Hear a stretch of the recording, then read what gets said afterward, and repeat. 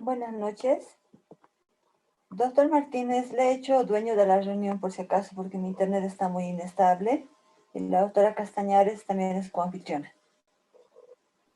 Ok, de acuerdo. Gracias, doctora Durán. Gracias, doctor Martínez. Muy bien.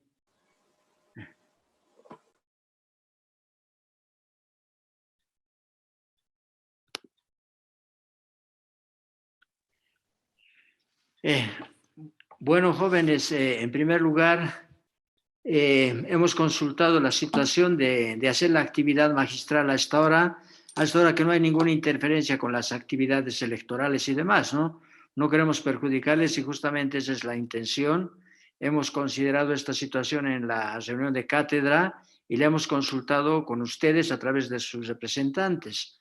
Entonces, esta actividad es en base a la coordinación que hemos tenido con ustedes y bueno, al final, de todas formas, ¿no? Estamos hablando de cerca de entre más de 800 alumnos, por lo general se unen a las sesiones teóricas aproximadamente 100, entonces estamos más o menos con el quórum y yo creo que no hay ningún perjuicio y obviamente la intención es no perjudicar las actividades académicas, entonces creemos que lo estamos haciendo de esa forma y obviamente tampoco estamos perjudicando ninguna actividad electoral porque todo eso ya ha pasado en la facultad. Bueno, entonces cuando quiera, doctora, puede empezar, ¿no? Muy bien, doctor. Muchas gracias. A ver, voy a compartir la pantalla.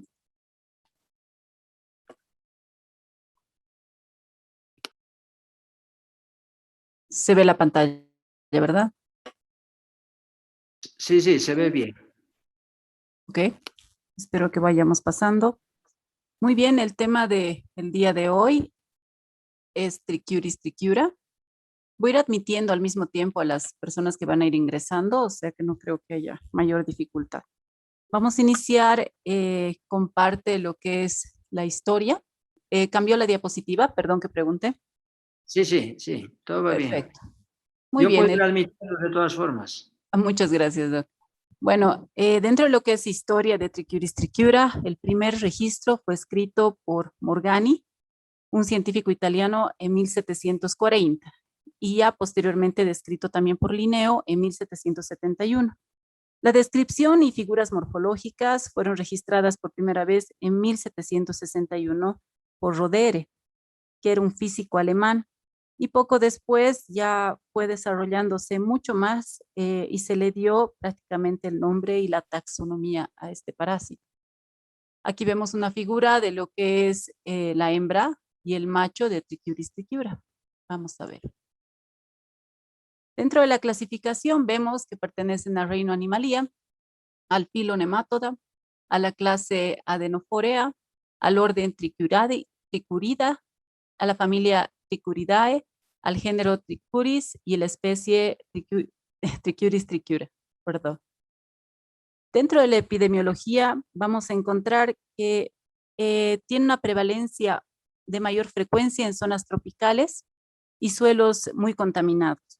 Es un parásito cosmopolita y predomina en niños en edad escolar y en quienes se asocia generalmente a colitis crónica, o sea, diarreas continuas, y a síndromes disentéricos, la presencia de sangre en las heces, ¿no?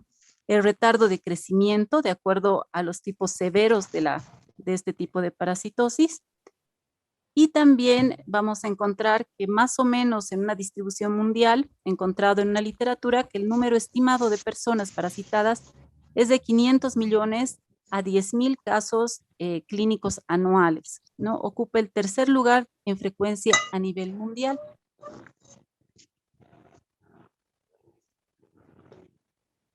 Dentro de la morfología vamos a ver que tiene una forma de gusano alargado con una forma de látigo. Presenta un extremo más ancho en la parte anterior, superior, y con una forma en el extremo anterior, con un orificio bucal, un esófago que es musculoso y delgado. Este esófago está en la porción anterior y tiene una parte que se encuentra la glándula basilar, rodeado por un esticosoma. Este esticosoma vamos a verlo posteriormente en una de las figuras, que está conformado por esticocitos que van a tener una función secretora. Tenemos un macho que va a medir de 5 a 8 centímetros y una hembra que mide de 3.5 a 7 centímetros.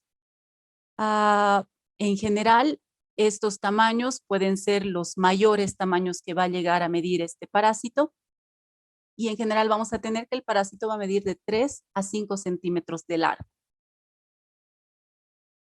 Estos son el esticosoma que les había indicado. Justamente, esta es la formación. Este esticosoma le va a ayudar a poder secretar algunas Recording in sustancias. progress. Oh, perdón. Hola, ¿me escuchan? Sí, lo escuchamos. Ok, Sí, adelante. perfecto. Bien. Bueno, también tenemos que este parásito va a tener un dimorfismo sexual. Las características dentro de lo que va a ser la hembra y lo que va a ser el macho, pues vamos a tener que en la hembra hay un extremo posterior que es recto. Y el macho tiene un extremo posterior que tiene curva enrollada, pronunciada, con una espícula, que esta espícula le va a servir para copular. Aquí la tenemos. Vamos a describir lo que son una de las formas de este parásito, que es el huevo. Este es el huevo de Trichuris trichiura.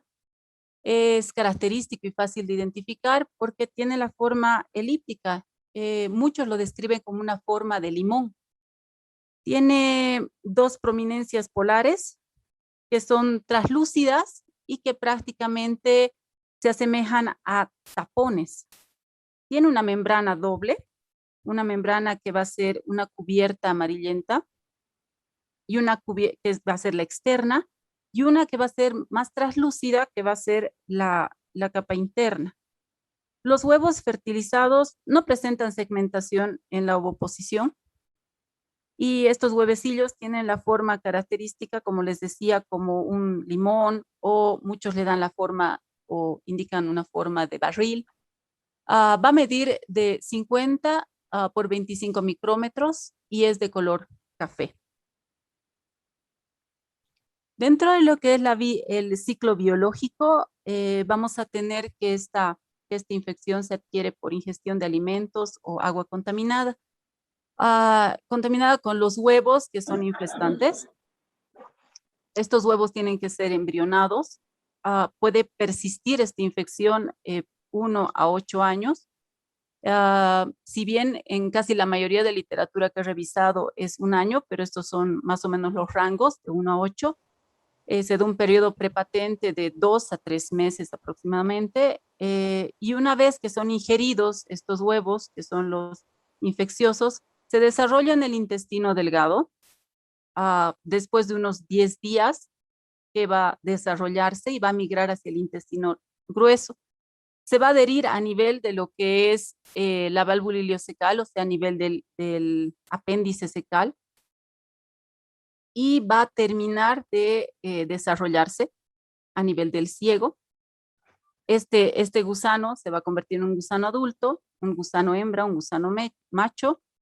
Van a producir la copulación entre ambos y comienza la reproducción diaria. Aproximadamente da de 3,000 a 20,000 huevos por parte de la hembra, o sea, son bastantes. Estos huevos son liberados por las hembras, aparecen en las heces durante el estadio no desarrollado, no infeccioso, y en condiciones ambientales favorables se incluyen a una temperatura, bueno, cálida, con sombra, humedad, y bueno, va a terminar su desarrollo a este nivel, que va a ser el suelo o el medio ambiente, posterior a la deposición o al fecalismo. Y bueno, estos huevos van a desarrollar, ¿no?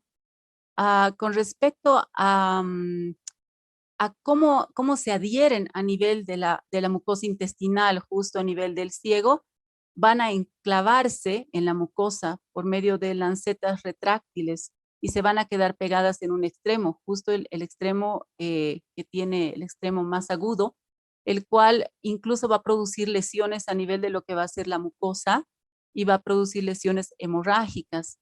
En general, los dos lugares donde van a producir estas lesiones van a ser a nivel del intestino delgado, a nivel de las glándulas de Lieberkühn y a nivel de la mucosa del intestino grueso, al ciego, que también van a enclavarse a ese nivel. Dentro de lo que es la patogenia de Trichiuris trichiura, al introducir su extremo más delgado en las paredes intestinales, va a causar, como les mencionaba, estas lesiones. En esta imagen no se ven tanto las lesiones, pero sí aparecen úlceras sangrantes. Por medio de estas úlceras sangrantes es que estos parásitos se van a alimentar y van a causar esta pérdida dependiendo a la carga parasitaria que tengan. Va a tener una pérdida importante de sangre la persona, ¿no? Dicho parásito se alimenta de los eritrocitos de esta sangre, la succiona y causa un efecto exfoliante. Entonces, una de sus acciones patógenas va a ser la exfoliatriz, considerando que al pegarse en la mucosa, al introducirse dentro, también va a tener una acción patógena que va a ser traumática. Bueno, a consecuencia de este tipo de acción patógena exfoliatriz, va a producir anemias, que en general son anemias por pérdida de sangre, anemias ferropénicas, las cuales se caracterizan por debilidad, palidez y falta de concentración en el individuo. Cuando estas se encuentran a nivel de lo que va a ser el intestino de los niños, pues incluso el hecho de las pérdidas que va a tener y el daño que va a producir, pues van a producir una desnutrición, una disminución de peso, una estatura más baja de lo normal para la edad de este niño. Entonces, dependiendo de cuántos parásitos tengamos dentro del intestino, vamos a tener también las manifestaciones clínicas y por ende las complicaciones. Si es que la mucosa del apéndice se irrita, se puede producir una apendicitis, pero es difícil diagnosticarla porque ya la apendicitis, cuando nosotros entramos a quirófano, revisamos el apéndice y lo único que vamos a ver es que está inflamado y vamos a resecar este apéndice y mandarlo a anatomía patológica. Considerando que esta apendicitis va a ser causada por una sobreinfección, pues difícilmente se va a encontrar el parásito. Sí vamos a encontrar el parásito por medio de una endoscopía, por ejemplo, en la cual podemos ubicar al parásito, como estamos viendo, y lo podemos incluso extraer, ¿no? Con pinzas de biopsia. Las alteraciones de las terminaciones nerviosas causan una disminución del tono muscular a nivel del intestino y mucho más a nivel de lo que va a ser la región anorrectal. Por lo mismo, es difícil que exista el prolapso rectal, pero es una de los datos patognomónicos de esta parasitosis. ¿Por qué? Porque al tener esta relajación o disminución del tono muscular y la presencia de parásitos a este nivel anorrectal, pues se va a producir la salida del ano y en realidad del recto, ¿no? Por eso se va a dar en muchas ocasiones incluso el diagnóstico a partir del prolapso de esta parte, ¿no? Del recto. Bueno, aquí vamos a ver también que son varias formas que acabo de mostrarles, en realidad de los parásitos, ¿no? Varias formas para identificar en realidad cómo podemos identificarlos dentro de lo que va a ser incluso a simple vista, ¿no? He tenido la suerte de poderlos ver en algún momento movilizándose a nivel de la mucosa y adheridos en la mucosa del intestino por medio de endoscopía. Pero yo pienso que, perdón un minuto, no va a ser difícil que ustedes en algún momento también los puedan ver, ¿no? En todo caso, en pacientes que puedan tener incluso prolapso rectal, porque se pueden ver los parásitos a nivel de la mucosa del intestino, del recto en este caso. La clínica generalmente es causada en gran parte por la inflamación del ciego y del intestino grueso, debido a la presencia de estos tricocéfalos, que es el otro nombre que se va a dar a Trichiuris trichiura, y la pérdida de sangre, ¿no? También puede haber supuración en los lugares de la lesión, ya que se van a sobreinfectar en este lugar. Se estima más o menos que la pérdida de sangre de cada parásito que va a dar a nivel de lo que es la mucosa intestinal de 0.005 ml por cada gusano por día. Sin embargo, el riesgo está en la carga parasitaria. Si nosotros tenemos 800 gusanos o más de 5,000 huevos por gramo de heces, Esto va a significar que vamos a tener manifestaciones clínicas que van a ir ligadas a complicaciones como pérdidas importantes de sangre. En caso de los adultos y en caso de los niños, incluso el hecho que van a producir el retardo de crecimiento. Estos pacientes van a tener anemias hipocrómicas microcíticas y en realidad vamos a ver dentro de lo que son las manifestaciones clínicas, ¿no? Y estas manifestaciones clínicas van a estar dadas a partir de lo que va a ser signos que van a ser muy, no son muy característicos, ¿no? Ustedes los pueden relacionar incluso con otras patologías, con otras enfermedades, con otras incluso parasitosis, pero realmente el hecho de que exista gran cantidad de estos parásitos es la diferencia que nos va a dar dentro de lo que es triquiuris triquiura.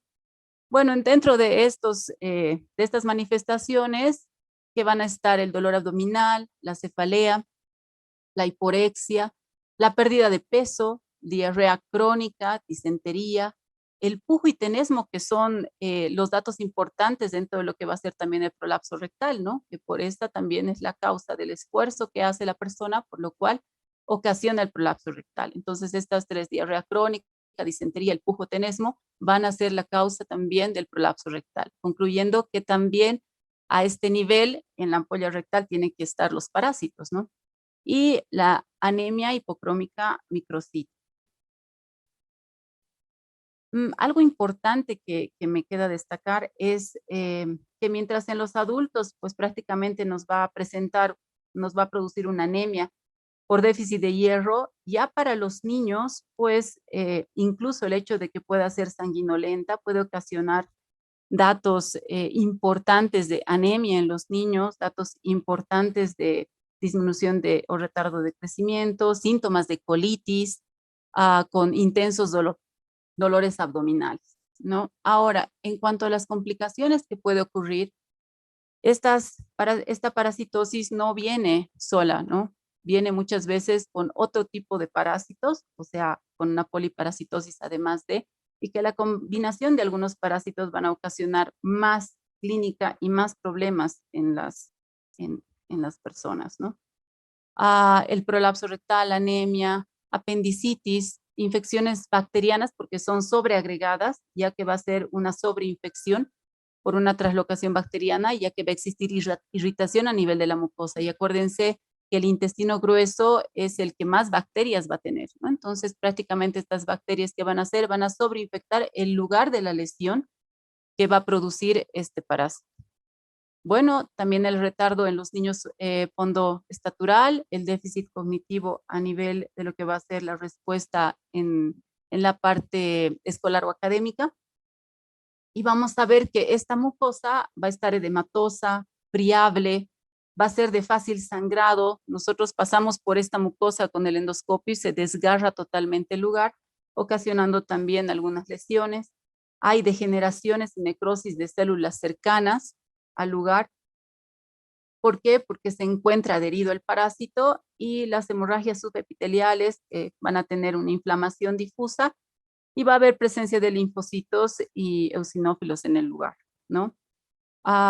El síndrome disentérico es algo muy patognomónico de Trichiuris trichiura, que está asociado obviamente con la desnutrición grave y hay un síndrome dentro de lo que va a ocasionar bastantes problemas, que este síndrome va a ser un síndrome de trichiurasis masiva infantil, que es la forma grave de la enfermedad, sobre todo en los niños, ¿no?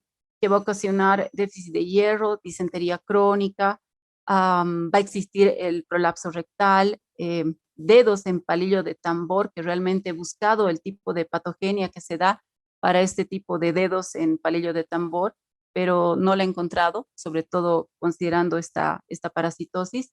Y bueno, recordar que también dentro de lo que es la triada de Trichiuris trichiura, pues van a estar el prolapso rectal, diarrea crónica y los dedos en palillo de tambor. Esto es muy, muy patognomónico, sobre todo en niños y en áreas endémicas. Vamos a pasar, bueno, nuevamente lo del prolapso, verificar cómo está el recto y cómo encontramos aquí los parásitos a simple vista, ¿no? También existe muchas veces incontinencia fecal durante el sueño, o sea que prácticamente tenemos deposiciones durante la noche. El diagnóstico. ¿Cómo vamos a hacer la confirmación de este parásito?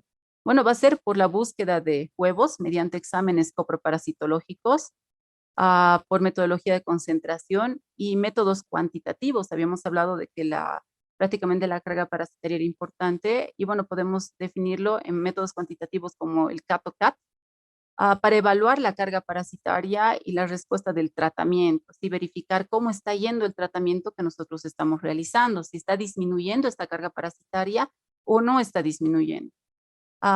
Los nemátodos de este tipo adultos se observan con técnica de tamizado, se las puede encontrar en las heces, puedes encontrarla también, como les he indicado, por vía endoscópica, por rectosigmoidoscopio, que es el tubo que llega solo hasta el sigmoide, es el corto, y el colonoscopio que llega hasta el ciego, ¿no? En realidad, a simple vista se puede identificar incluso en región perianal, dependiendo si es que tenemos salida del ano o prolapso rectal.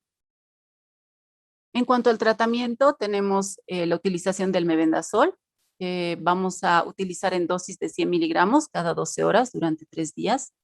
Y va a ser independiente esta dosificación ni del peso ni de la edad. O sea que tenemos que dar el mebendazol a esta dosis, adultos, niños, y no involucra el peso, ¿no? No es kilogramo peso. El tiabendazol, 25 miligramos kilogramo peso, sí, es la dosis máxima, que va a ser de 8 gramos, 2 veces al día. Y siempre tomar en cuenta que tiene que ser post ingesta de alimentos. En general, casi todos los antiparasitarios se los tiene que dar post ingesta porque ocasiona bastante irritabilidad a nivel de lo que va a ser la mucosa gástrica. Entonces, hay que tomar en cuenta esos dos datos. Bien, en cuanto a algo que me olvidaba decir en cuanto al tratamiento, también hay que considerar que cuando tenemos la complicación de prolapso rectal, que si no es muy común, es verdad, pues ¿qué pasa cuando la tenemos? Lo que tenemos que hacer es reducir manualmente. De manera simultánea también hay que tratar el resto de problemas que ha tenido este paciente, como la desnutrición y la anemia. Pero sí, el prolapso rectal se puede hacer una reducción manual para poder hacer el tratamiento de la misma. Dentro de lo que es el control y profilaxis, asegurarse la provisión de agua segura, agua que sea limpia, potable.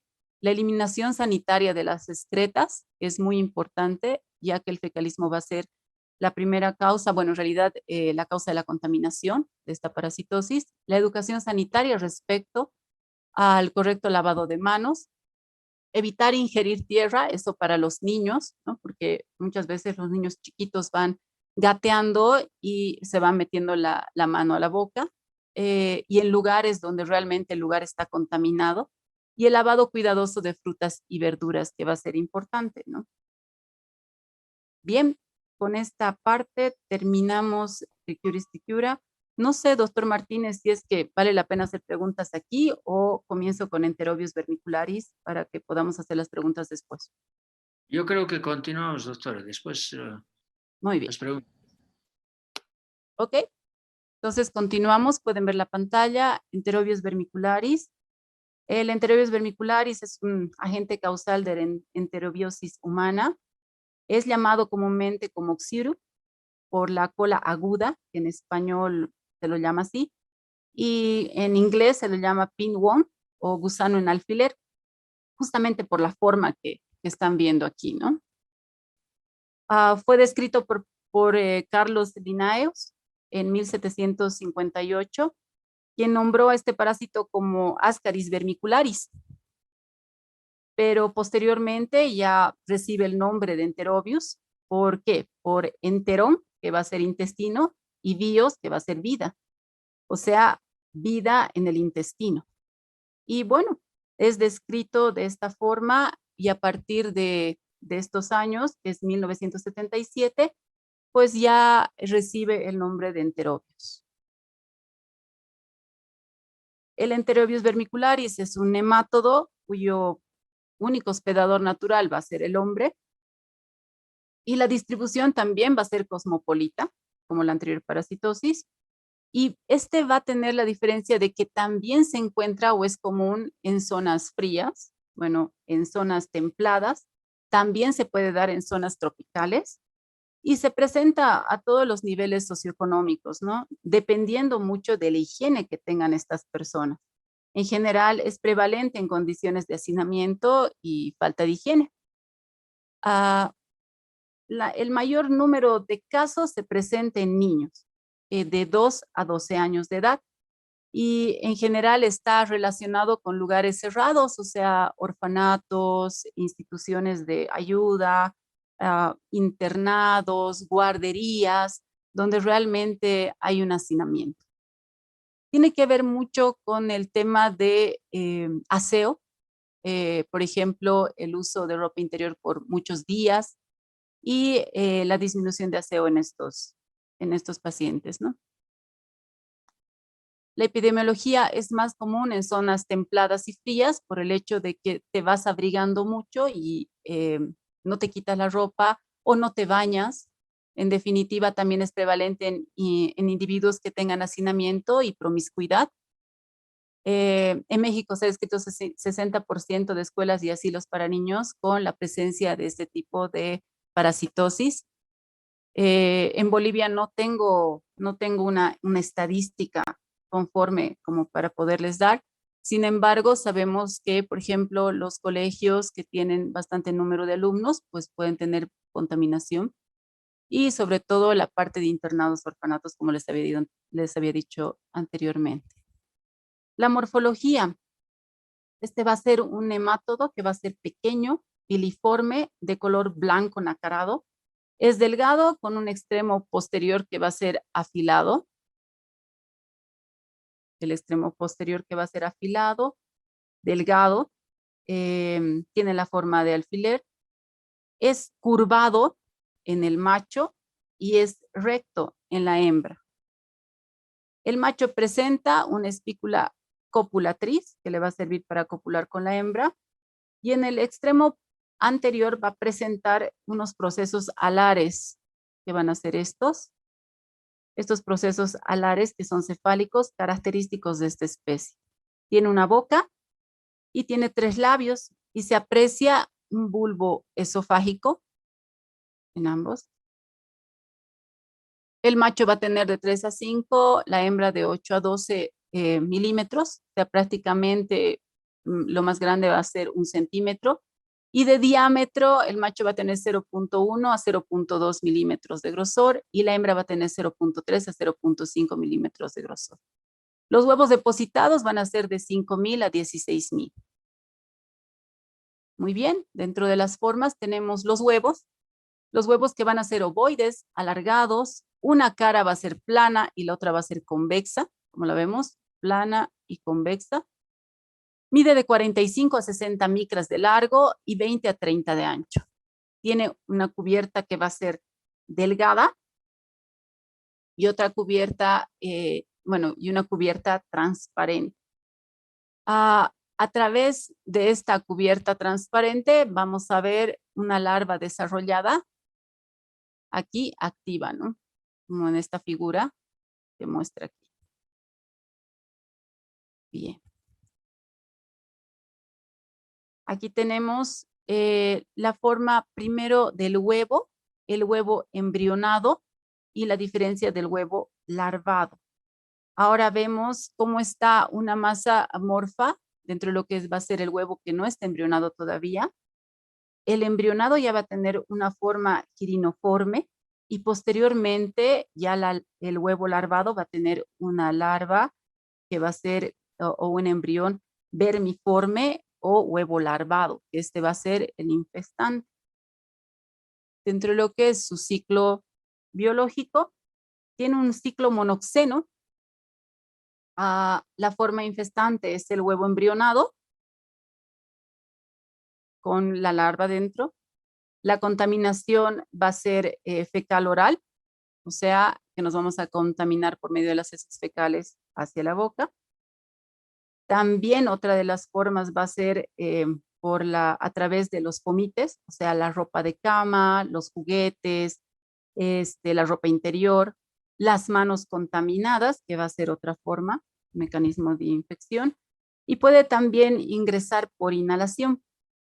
Estas larvas van a eclosionar a nivel del trayecto del intestino delgado y van a sufrir unas mudas en este trayecto y posteriormente, después de las mudas, hembras y machos, después de 2 semanas de encontrarse a nivel del intestino, van a producir la infección, van a ubicarse a nivel de lo que es el ciego también y el apéndice secal, que les atrae mucho ese órgano, y también se pueden encontrar a nivel de lo que es el ilion terminal. O sea, en todo este segmento es que se van a localizar y aquí es donde van a copular hembra y macho. La hembra, repleta de huevos, va a dirigirse hasta la región anorrectal. Va a migrar a nivel del recto y va a depositar alrededor de 11,000 huevos promedio. Ellas en realidad no son capaces de ovoponer tantos huevos, por lo mismo en algunos casos se la describe como que revienta la hembra, ¿no? Muere al ovoponer. Y sí, también el macho, después de copular, es expulsado a través de la región anorrectal. Bueno, al ovoponer, los huevos van a pasar más o menos de 4 a 6 horas. Lo característico también es de que la hembra generalmente ovopone en horas de la noche. Y estos huevos, después de 4 a 6 horas, van a eclosionar y se van a desarrollar las larvas infectantes. Entonces, estas se van a adherir a nivel de lo que es la región anal o perineal por medio de unas sustancias que tienen a nivel de lo que va a ser el cuerpo, que son polisacáridos. Gracias a esto se van a poder adherir a la piel de esta región y cuando pierden esta adhesión, pues es donde van a contaminar el medio, ¿no? Van a diseminar el exterior. Aquí tenemos el ciclo biológico que es directo, no requiere de un huésped intermediario. Generalmente en un ambiente húmedo y fresco pueden desarrollar bastante bien si es que son expulsados al exterior y están viables en el exterior por el lapso de 15 días. Incluso se ha visto que meses. La expulsión de los huevos se da a través del rascado y la contaminación con la materia fecal. Las manos se infectan con los huevos larvados infestantes. Estos huevos que reinfectan al mismo individuo al meterse las manos a la boca. Con ingestión de los huevos, estos huevos van a infectar probablemente a otro individuo también, si es que tenemos contacto con los comites o tenemos contacto con el medio y con estos huevos que van a estar larvados. La infección es por vía oral, ingiriendo los huevos larvados, y se establecen estos parásitos adultos a nivel de lo que es el intestino grueso, gran parte ilion, intestino grueso, y las hembras migran durante la noche, ponen en región perianal, y los huevos son desprendidos mediante el rascado y son arrancados con la materia fecal y pueden ser nuevamente infestantes o pueden llegar a infectar a la persona, ¿no? La transmisión, la contaminación de las manos, que va a ser al rascarse la región perianal, ano, mano, boca, el contagio por la convivencia cercana con esos individuos que son portadores de los parásitos, la diseminación de los huevos por medio del polvo y la inhalación de los mismos, y la retroinfección, el calor y la humedad de la zona perianal que propician la eclosión rápida de las larvas en el sitio, en las cuales van a migrar hacia el intestino, ¿no? Entonces, estas van a ser todas las causas de transmisión de esta parasitosis. La patogenia tiene que ver mucho con la carga parasitaria, ya que va en relación también con alta carga parasitaria, mayor manifestación clínica. La acción patógena más importante es la tóxico-irritativa, provocada por la presencia de los huevos que están recubiertos con esas sustancias que les había indicado, con polisacáridos, y también por las secreciones uterinas de la hembra, ¿no? que esto explica la irritación, el momento que van a poner en la noche y que hay más escozor en horas de la noche. Dentro de lo que es el cuadro clínico de esta parasitosis, vamos a encontrar que el signo patognomónico, o en realidad el signo más, ¿cuál signo? El síntoma más importante va a ser el prurito. El prurito en región anal durante horas de la noche, que va a ser las horas más importantes, y que va a ocasionar en estas personas o niños irritabilidad e insomnio. Este va a ser el principal. Después puede producir anorexia, pérdida de peso, inestabilidad emocional, malestar general. Hay prurito mejor dicho, nasal, dentro del cual también tenemos diagnósticos diferenciales con dermatitis atópica, incluso rinitis alérgica, ya que va a producir este tipo de escozor y molestia a nivel nasal. Va a haber ese rechinido de dientes, el bruxismo, que va a ocasionar también trastornos del sueño. Otra de las manifestaciones clínicas son procesos apendiculares o apendicitis agudas, que realmente no vamos a tener la certeza que se trate de esta parasitosis, ¿no? ¿Por qué? Porque es por sobreinfección. También existe la probabilidad de que estos parásitos puedan migrar, sobre todo las hembras adultas, hacia los genitales femeninos, y las complicaciones van a estar dadas por medio de salpingitis, que va a ser la inflamación de las trompas de falopio. Puede ocasionar también vulvovaginitis, puede ocasionar encapsulamiento a nivel de lo que es el peritoneo, a nivel de lo que es el vaso, se ha visto nódulos a nivel del hígado, se ha podido ubicar también nódulos a nivel de los ganglios linfáticos, próstata. Entonces son varios lugares donde podemos llegar a encontrarlos con las sobreinfecciones que conlleva el tener este parásito dentro, ¿no? El diagnóstico se va a dar por un método o el test de Graham, el cual se realiza con la toma de muestra. Generalmente esta toma de muestra del test de Graham va a ser en horas de la mañana. No tiene que tener un aseo el paciente previo para que pueda ser bien ubicado el parásito. En realidad es la aplicación de un pedazo de cinta de celulosa adhesiva transparente en la piel perianal para adherir los huevos del parásito y después poderlos ver al nivel del microscopio, colocando esta cinta adhesiva en el portaobjetos y examinar, ¿no? Y ahí vamos a poder ver los huevos del parásito. Ojo con el coproparasitológico, no va a ser un método de diagnóstico recomendado, porque este parásito en general no se encuentra a nivel de las heces, ¿no? En general vamos a encontrar los huevos en región perianal.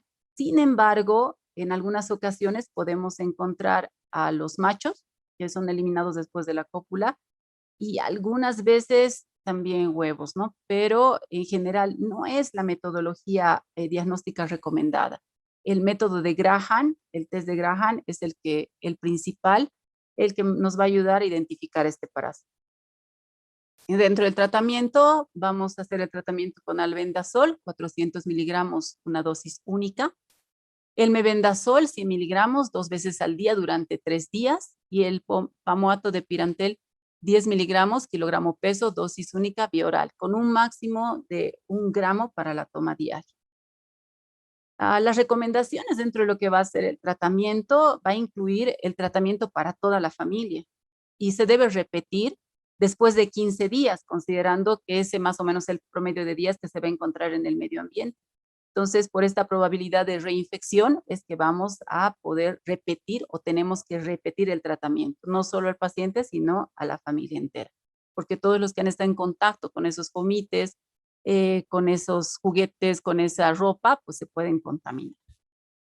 La profilaxis se va a dar a partir de promover las medidas de higiene que incluyan aseo, el aseo personal, el corte de uñas, el cambio frecuente de la ropa de cama, la limpieza de juguetes y de los objetos, el lavado de manos, pues es un tratamiento adecuado para que toda la familia pues quede libre del enterobius vermicularis. Bueno, con esto termino No sé si tienen algunas preguntas. Hay una pregunta en el chat que dice, ¿qué era el esticosoma? El esticosoma es parte de lo que es la estructura del parásito. Dentro de la misma va a tener células que va a ser los esticocitos que van a conformar este cuello.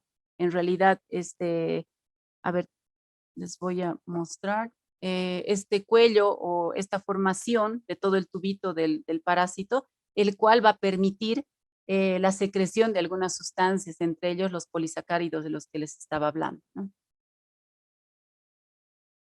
A ver, vamos a intentar mostrarle. No sé si hay alguna otra pregunta. En el chat no, pero... No sé si alguien puede ¿Qué significa también. qué es cosmopolita? Es cosmopolita, significa que se encuentra en varias partes del mundo, ¿no?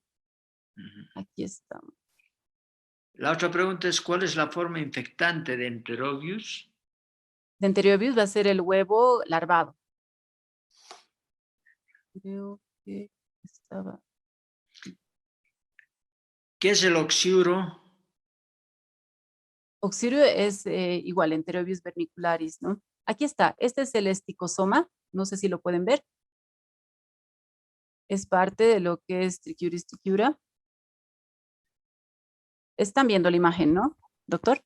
Sí, sí, se ve. Ok, muy bien, entonces estos va a tener esticocitos que van a ser parte de la formación del el parásito en realidad, y estas van a secretar sustancias, ¿no? A ver, dice, doctora, ¿cuál sería el mecanismo de infección de Enterobius vermicularis? Perdón, pero es que se perdió la...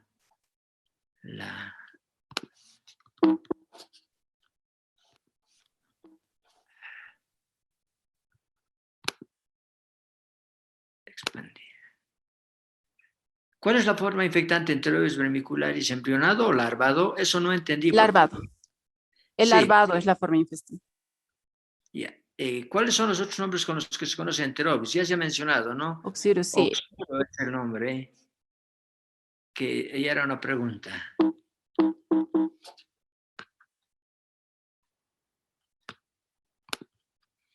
Cada día que ovipone la hembra explota, entonces todos los días moriría una hembra, ¿o cómo sería, doctora? Dice.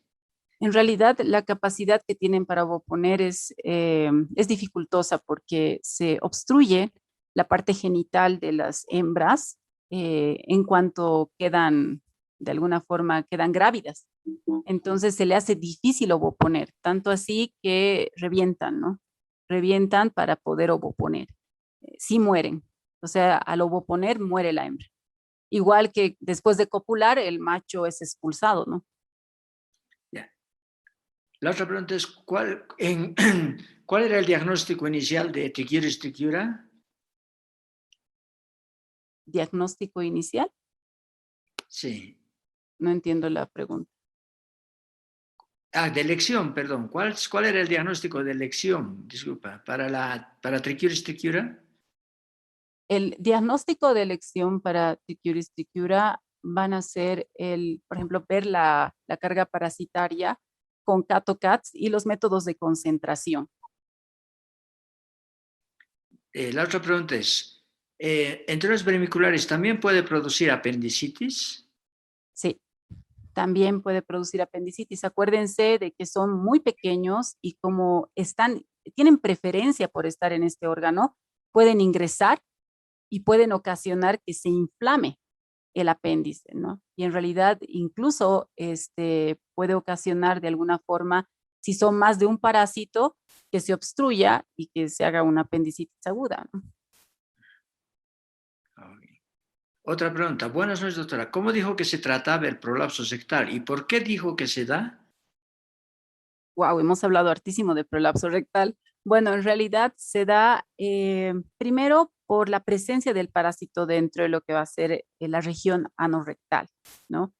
Por la inflamación que va a ocurrir en esa región, va a haber pujotenesmo. Acuérdense que también va a cursar con diarreas, con disentería. en realidad esto va a ocasionar la salida del recto. Por eso se llama prolapso rectal, ¿no? La salida del recto y este tipo de complicación, porque es una complicación, pues tiene que haber carga parasitaria alta, tienen que ser pacientes comprometidos para que ocurra el prolapso rectal. Entonces, en definitiva, se puede tratar por medio de una reducción manual del prolapso rectal. O sea, se puede reducir este prolapso, se puede manualmente, claro que con guantes, comprimen el lugar donde ha habido la salida y van a tratar de ingresar hacia la región nuevamente orificial o rectal, ¿no? Más arriba está. Sí, estoy buscando. ¿Dónde está? Hemos hablado hartísimo de prolapso y me parece que sí es una... Aquí tienes, ¿no? Aquí tienes el prolapso rectal y lo que hacemos es con guantes agarrar la lesión y tratar de introducirla nuevamente al ano. Con delicadeza, ¿no? No hacerlo en forma brusca. Aquí tenemos otra imagen. Está el ano por el cual ha salido el recto. Entonces lo que hacemos es comprimir poco a poco y tratar de que ingrese nuevamente el recto por el orificio anal.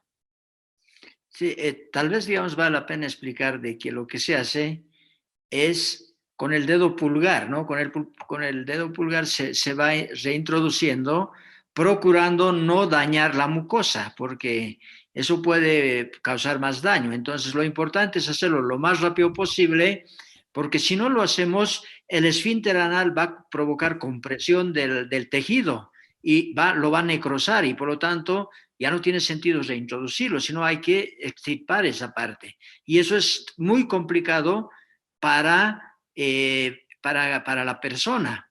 Entonces, la idea es hacerlo lo más rápido posible. Si acaso esto ocurrió, uno dice, pues buscamos guantes. Si no hay guantes, no importa una bolsa plástica. Si no hay una bolsa plástica, no importa. Pues al final con el dedo, inclusive así desnudo, pero al final se puede lavar un dedo. Lo importante es atender con urgencia el caso, ¿no? Y si acaso eso ustedes lo han hecho, es importante que le expliquen a los padres que háganlo delante de los padres para que esto normalmente ocurre en niños, entonces para que ellos, si acaso vuelve a ocurrir, pues los reintroduzcan. Eso es muy importante, es muy buena la pregunta. Es verdad, se tiene que reducir lo más pronto posible. En realidad, los casos que tenemos en el hospital los reducimos, pero previamente les colocamos relajante muscular y, bueno, alguna medicación más para poder realizar la reducción. Y bueno, o sea, pero si es en la casa y todo eso, sí, son como medidas de primeros auxilios, pues tienen que reducir rápidamente, porque quita la irrigación. Hay una pregunta que dice, ¿puede haber autoinfección interna por Enterobius vermicularis? Sí, sí puede haber. Sí puede haber, sobre todo si es que eclosionan por la temperatura a nivel de la mucosa, ¿no? Sí, en alguno de los artículos sí he leído que sí puede haber la autoinfección interna. Tal vez en algún artículo ha mencionado, pero sin embargo ocurre que el huevo tiene que madurar en la región perianal a una temperatura distinta a la que hay en el intestino, ¿no?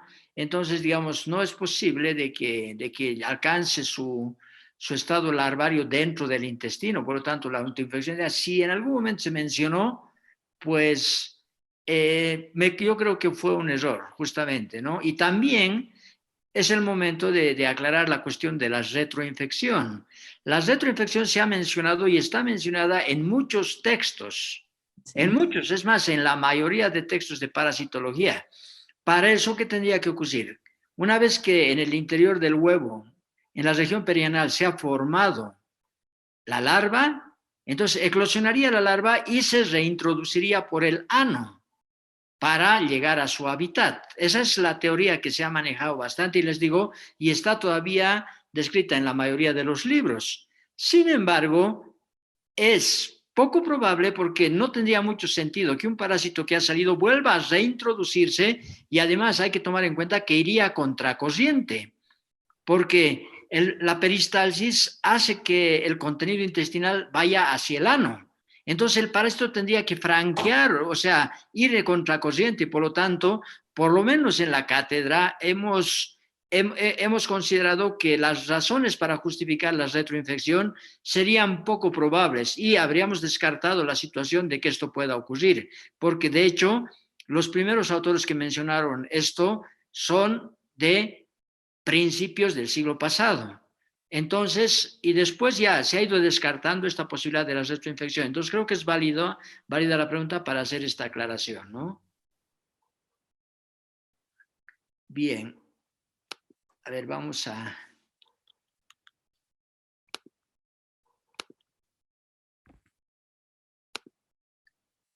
¿Cuáles eran los otros síntomas? Si es que enteroides vermiculares ingresa hasta las trompas de falopio. Vulvovaginitis significa que va a existir flujos, va a haber débito purulento a través de la vagina, porque va a haber infección a nivel de lo que va a ser la vagina y la vulva, ¿no? Y la otra que va a ser salpingitis. La salpingitis, las salpinges en realidad son las trompas de falopio, ¿no? Entonces, cuando existe infección, inflamación a nivel de las trompas de falopio, vamos a tener dolor, vamos a tener inflamación de las trompas de falopio y vamos a tener también presencia de flujos transvaginales. Esas son las manifestaciones clínicas. Sí, lo importante es que es bien complejo entrar a describir las cuestiones clínicas. Sin embargo, en líneas generales diríamos de que cuando el parásito se localiza en localizaciones ectópicas, vale decir, lejos de su hábitat, que puede ocurrir, hay referencias de haberse encontrado en riñones, en hígado, sí, etcétera.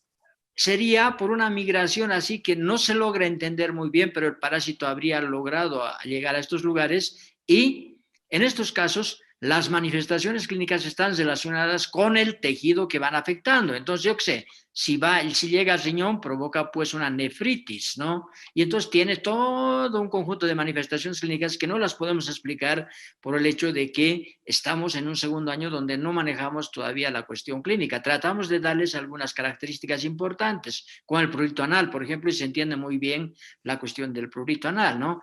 Y justamente cómo puede llegar al hígado o al vaso, creo que esto permite explicarles esa situación, ¿no? Después dice alguien, tal vez la pregunta es algo grotesca, pero enteroides vermiculares puede afectar el sistema reproductor de los hombres, sea el caso de una persona gay, relaciones sexuales entre hombres. Miren, o sea, puede localizarse tal vez el parásito, pero no necesariamente, digamos, implica que va a colonizar la uretra. Entonces eso no ocurre. También hay que decirlo que las larvas pueden migrar desde la región perianal. En algún momento los huevos pueden haber llegado a la región vaginal, sobre todo en las niñas. Y eso es cuando se hace la limpieza, digamos, después de ir al baño, se hace la limpieza con papel higiénico de atrás adelante, pueden arrastrar los huevos y después existir una vulvovaginitis. Eso sí, se ha visto en niñas, ¿no? A ver, vamos a seguir buscando preguntas. Al punto, ¿no? También se ve, por ejemplo, cuando hay infección a nivel vaginal de las niñas, no es determinante que sea, hay que explicarles a los padres que no es por una infección de tipo transmisión sexual, ¿no? Pero hay que tratar de averiguar si es que no ha habido algún tipo de abuso sexual, ¿no? Eso sí hay que tomar en cuenta. Sí, definitivamente, ¿no? Bueno, hay una pregunta que dice, entonces, ¿retroinfección sería lo mismo que autoinfección externa? No. La autoinfección externa se da por dos mecanismos. El mecanismo ano-mano-boca. Cuando en la región perianal hay escozor, se rascan la región perianal, se contaminan los dedos y después se llevan a la boca. Y la otra posibilidad de la autoinfección externa es por inhalación.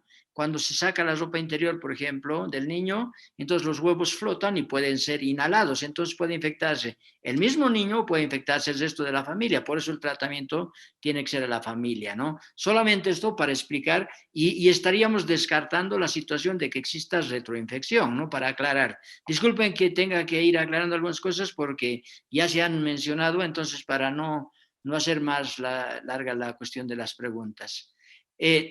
Hay una pregunta que dice, ¿cuál es la diferencia entre tenesmo y pujo?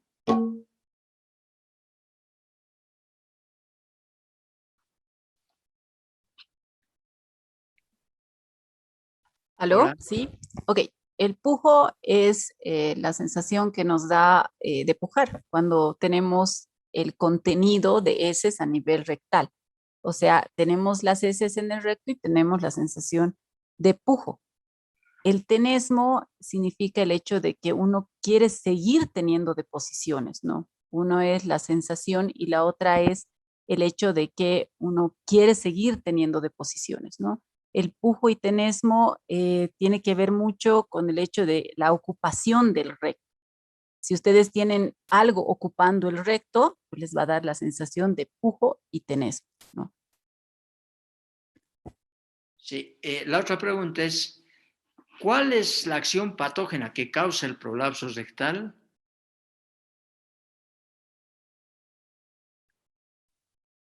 En esto sí ha habido, porque en los libros que he leído con respecto al prolapso, en uno de ellos indicaba que era eh, por un tipo de contaminación o una emanación de bastantes parásitos, de sustancias que van a ser tóxico-irritativas en el lugar, donde van a ocasionar alteraciones neurológicas, pero solo en un libro, ¿no?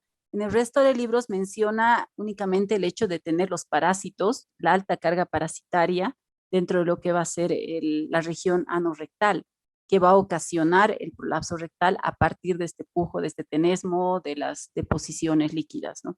Por el esfuerzo que realiza. Entonces yo me quedo con esa, ¿no? Con la acción patógena donde realmente es por la presencia del parásito a nivel anorrectal. Sí, definitivamente es una cuestión. A pesar de ser la lesión, lo más patognomónico de la triquiuriasis, porque lo demás es todo inespecífico, en este caso, ustedes saben que se puede ver. Voy a aprovechar esta imagen que está ahí puesta. Imagínense, ahí está un corte, ¿no? Donde se puede observar el recto. Es una cavidad al final y está el ano. Entonces, ustedes imagínense que el parásito, para que exista prolapso rectal, primero tiene que haber una alta carga parasitaria. Los parásitos no solamente están en ciego, sino que están en todo el intestino delgado y de manera importante, perdón, del intestino grueso y de manera importante en la región del recto, a nivel de aquí, de la ampolla. Entonces, imagínense ustedes, están los parásitos y están insertados en la mucosa. Entonces, al estar insertados en la mucosa, hay varios parásitos ahí y son parásitos grandes ya, más o menos estamos hablando de 3 a 5 centímetros. Imagínense que hay unas decenas de parásitos, pensaremos en 40, 50, entonces todo eso, la presencia de los parásitos, parte está en la mucosa, pero la mayor parte está fuera de la mucosa. Es decir, está libre si volvemos a la imagen, por favor. Ahí, entonces, la mayor parte está libre en la luz. Entonces, la presencia de los parásitos hace dos cosas. Por un proceso proinflamatorio provoca inflamación de la mucosa rectal. La mucosa rectal se hincha, o sea, cuando se inflama, entre otras cosas, se hincha. Otra de las cosas es que la presencia de los parásitos en la luz se percibe como contenido fecal. ¿Cuál es la respuesta fisiológica del organismo frente a la ocupación de la ampolla rectal? La defecación. Entonces, el organismo hace el esfuerzo para defecar y allí está la sensación de pujo y tenesmo. Entonces, y además al contraerse el intestino para evacuar, duele. ¿Por qué? Porque la pared del intestino está inflamada, la pared de la ampolla. Entonces, ustedes imagínense, los parásitos que están colgando ahí prácticamente de la mucosa son eliminados por el esfuerzo de evacuar. Al ser evacuados los parásitos, imagínense, es como agarrar a los parásitos y jalarlos. Piensen en esa imagen. Como los parásitos están insertados en la mucosa, entonces la mucosa sale con los parásitos. Entonces es un mecanismo complejo en el que además se estaría asociando el hecho de que hay ciertas alteraciones a nivel de las terminaciones nerviosas. Entonces se dan cuenta, es un mecanismo complejo, donde juega de manera importante la cantidad de parásitos a nivel de la ampolla rectal. En segundo lugar, la inflamación de la mucosa.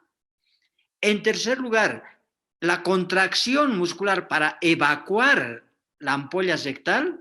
En cuarto lugar, sí, ya sería, aquí viene una acción mecánica donde el parásito, al estar insertado, entonces, y ser expulsado por la intención de defecar, entonces arrastra la mucosa. Es un mecanismo altamente complejo y de hecho esto no está descrito en ningún texto. Bueno, nosotros sí lo vamos a hacer, ¿no? Bien. Enterobius vermicularis puede entrar por cualquier sector de la piel o solo la piel cerca de la región anal. Bueno, enterobius vermicularis no puede ingresar por la piel, ¿no? No sé por qué la pregunta. Atiendan, por favor, para hacer sus preguntas. O sea, enterobius vermicularis no es un parásito que infecte por vía transcutánea. Ingresa por vía oral o por vía nasal. Inhalación. Inhalación. Después, bueno, creo que... ¿Podrías repetir el hábitat de Enterobius y los mecanismos de infección? Ok, el hábitat de Enterobius vermicularis va a ser toda la región inicial del colon, que va a ser a nivel del recto, del apéndice fecal. Muchas veces también se encuentra a nivel de lo que va a ser el ilion terminal. Acuérdense que el ciego está pegado al ilion, ¿no? Y es en toda esta parte terminal, que es donde termina el intestino delgado y donde empieza el colon, donde se va a ubicar y va a ser preferentemente la región apendicular, cerca al apéndice fecal, donde va a ser preferentemente el lugar donde está, ¿no? Y con respecto a la otra pregunta, pues creo que se ha repetido, ¿no? Sí, sí, se ha repetido, de Se ha hecho. repetido. Sí. Digamos una cosa, para las localizaciones ectópicas, por ejemplo, sabemos que el parásito está normalmente en la región fecal, pero sucede que en algún momento, nosotros hemos visto esto, de que una persona que tenía un absceso perianal, ¿qué es un absceso perianal? Es una colección de pus alrededor del ano, al lado del ano. Entonces, era un niño, abrimos, porque todo absceso hay que, toda la colección, cualquier colección de pus hay que drenarla. Hacemos un corte y previamente, o sea, vamos aspirando con una jeringa y resulta que se tapaba la jeringa. Cuando nos fijamos, eran los enterobios que estaban en filita en la aguja, tapando, obstruyéndola. Entonces, ¿cómo es que ha llegado el parásito de la cavidad hacia la pared? Entonces ha tenido que atravesar, pero lo curioso es que esto se debe al proceso inflamatorio, porque el parásito no tiene dientes, no tiene placas cortantes, no tiene nada, pero sí se le vio aquello. La otra opción es que cuando el parásito puede migrar hacia las cavidades, a la cavidad vaginal y pasar al útero, las trompas de falopio, es posible que pase a la cavidad abdominal, porque tiene contacto, todos lo sabemos, y probablemente por esa vía pueda llegar al hígado, a los riñones, etc. Y alguna cuestión más especulativa para que llegue a otros tejidos es que cuando son inhalados los huevos, en algún momento, digamos, puedan haberse quedado en parte de las vías respiratorias y haya salido la larva. Pero todos estos aspectos son especulativos. Pero yo les digo que a pesar de ser el parásito más benigno de todos, más que enfermedad provoca molestias, pero al final esas molestias también son parte de una enfermedad. Lo digo en el sentido figurado, de que más molesta, que te escuece y demás, te hace pasar vergüenza, los niños tienen vergüenza, pero no compromete mucho la salud. Sin embargo, cada vez hay más publicaciones donde se ve que este parásito tan benigno puede provocar lesiones tan importantes en otros tejidos. Y eso se va publicando paulatinamente. Ustedes buscan en internet y van a encontrar las diferentes localizaciones que son fuera de su hábitat. Dice, entonces vermiculares tienen manifestaciones a nivel pulmonar, ya os decía, o sea, puede en algún momento haberse localizado en otro lugar, pero por lo general no hay manifestaciones a nivel pulmonar por dos razones, porque no hace ciclo de luz. Y si ingresa por inhalación, sí, los huevos han ingresado, pero se liberan las larvas para llegar a el tubo digestivo. O los huevos, al ser inhalados, se mantienen temporalmente en las vías respiratorias altas y después son deglutidos para llegar al tubo digestivo. La pregunta doctora Castañeda dice, ¿por qué el hábitat es específicamente el ciego? Es la preferencia que tiene Enterobius vermicularis, ¿no? Para estar en ciego a partir de lo que va a ser la región apendicular. O sea, es una preferencia que tiene el parásito, ¿no? Para estar en ese lugar. Sí, yo creo El que de, los estudiantes tienen que tomar en cuenta una cosa de que hay, por ejemplo, por ejemplo, ¿por qué este parásito prefiere la sangre? Es decir, todas las preferencias de hábitat y demás no son elecciones del parásito, sino que el hábitat está condicionado por las necesidades de la interacción que tiene el parásito. Puede ser necesidades de temperatura, de nutrientes, porque ahí encuentra ciertos metabolitos que él no puede producir, etcétera, ¿no? Son diferentes aspectos y por lo tanto, básicamente esta pregunta serviría cada vez que se hace una pregunta. ¿Por qué intestino grueso y por qué no intestino delgado, por ejemplo? ¿Por qué intestino y por qué no hígado? Entonces, esto está todo en el marco de la coevolución y de la coadaptación parásito-hospedador. Entonces, les vamos a pedir que estas preguntas obviamente no son posibles de responder por esa situación. Bien, creo que ya se han respondido las preguntas. Si hay alguna que no, entonces la pueden volver a hacer porque es difícil, porque van ingresando varias preguntas y no he podido seguir todas, creo.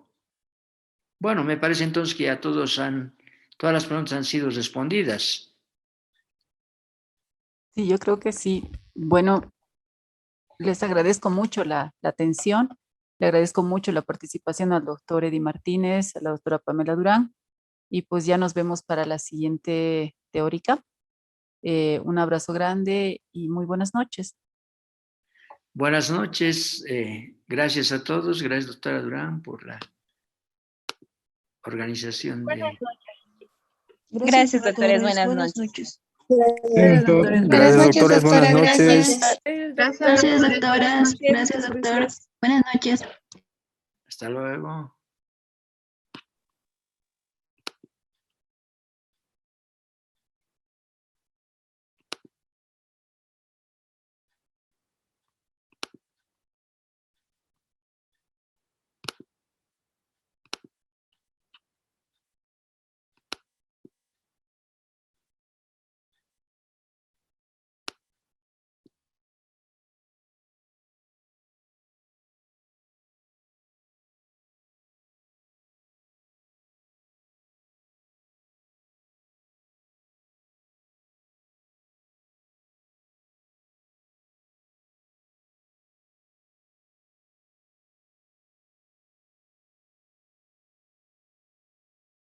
Recording stop.